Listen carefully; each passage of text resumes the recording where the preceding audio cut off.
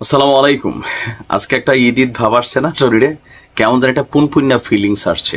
তবে এই ফিলিংসটাকে আরো কয়েক গুণ বাড়িয়ে দেবে আমরা যে ছবিটা দিয়েছি। এই ছবিটা দেখলে মানে কি মনে হচ্ছে, ধরেন একটা ছবির মধ্যেই থাকে না যে বোঝা যায় আর কি যে পাত্রী কত সুন্দর। তবে মোবাইলের যুগ তো একটু আছে।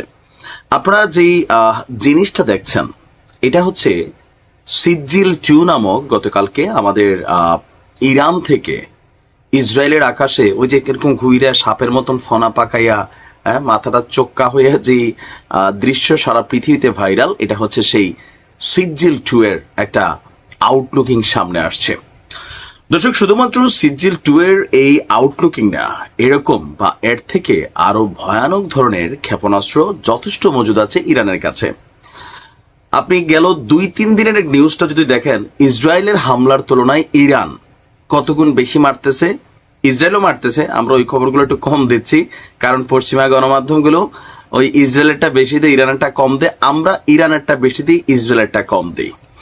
তো এখন মারামারির একটা পর্যায়ে আইসা ইরানের সাথে ক্ষেপণাস্ত্র, ড্রোন এগুলার কিন্তু তুলনাই নাই ইসরায়েলের, কারণ মেড ইন ইসরায়েল জিনিসগুলা খুবই কম, ম্যাক্সিমামই হচ্ছে হাওলাত বরাত করা।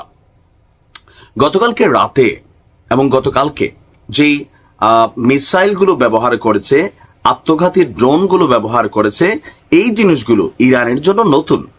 ইরানের কাছে থাকা আপনার আকাশ প্রতিরক্ষা সিস্টেমকে ধোকা দেওয়ার জন্য এগুলোতে সব প্রযুক্তি আপনার কানেক্টেড আছে। আরো সবচেয়ে মজার বিষয় হচ্ছে এই মেশিনগুলা ইরান এতদিন সামনে আনে নাই, যার কারণে এখন একটা আসছে, এটা নিয়ে গবেষণা হবে, এটার ধ্বংসাশেষ নিয়ে গবেষণা হবে, হয়তো এটাকে কাউন্টার করার জন্য আমরা খুব শীঘ্রই একটা আকাশ প্রতিরক্ষা সিস্টেম দেখবো। শীঘ্রই বলতে আপাতত 2-4-10 দিনে না, এটাকে গবেষণা করে বানাইতে হবে।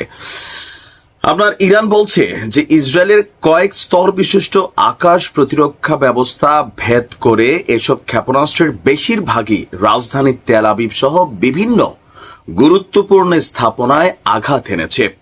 ইরানের একাধিক ওয়ারহেড যুক্ত ক্ষেপণাস্ত্র দেখে হতভম্ব ইসরায়েল এবং পশ্চিমারা। ইসরায়েলি সেনাবাহিনী জানিয়েছে ইরান বহু যুদ্ধাস্ত্র ক্ষেপণাস্ত্র ব্যবহার করেছে, যা তাদের বিমান প্রতিরক্ষা ব্যবস্থার জন্য নতুন চ্যালেঞ্জ। ইসরায়েলি সামরিক বাহিনী ঘোষণা করেছে যে ইরান সাম্প্রতিক হামলায় একটি বহু যুদ্ধাস্ত্র ক্ষেপণাস্ত্র ব্যবহার করেছে। এটিকে দেশের প্রতিরক্ষা ব্যবস্থার জন্য একটি নতুন এবং জটিল হুমকি হিসাবে তারা দেখছে।